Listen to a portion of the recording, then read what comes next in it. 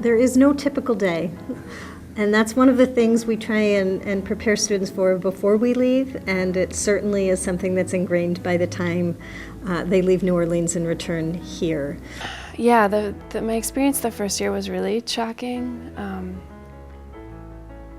That's the perfect way to explain it. There is no typical day, and you really have to think on your feet and be quite flexible. We stay in a hostel that has been very good to us over the years.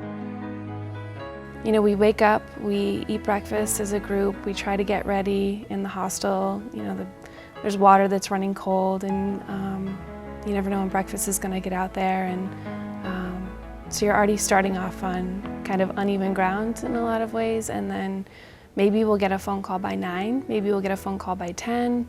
It might come from a community member, it might come from Pastor Bruce, it might come from an agency that wants us to work with them. We have no idea.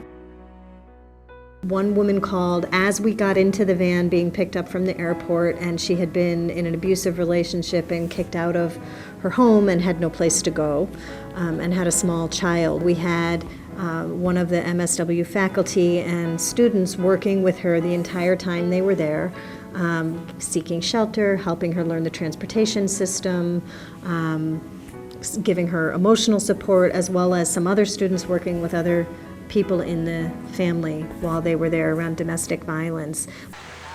Yeah.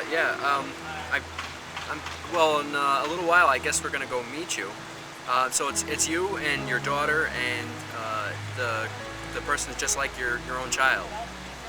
Well, the number one thing that I take away from it is that those interactions that I have, albeit small, are fairly lasting, and they do make some kind of impact. And there's just such a tremendous need. The people have yet to fully process through things just because they haven't had the chance to.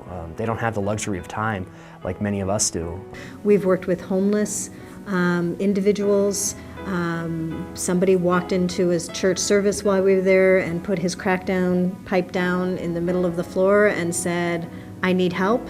And Pastor Bruce said, "Which students want to help?" while he's there, and the students that were working with him were able to get him on Medicaid services and tried to get him some assistance in drug treatment while they were working with him. So it varies. I don't think I can underscore enough how much flexibility is really required of you on this trip. You have to be able to laugh at things, and you have to take yourself much less seriously than you ever have before, and you have to just go with the flow.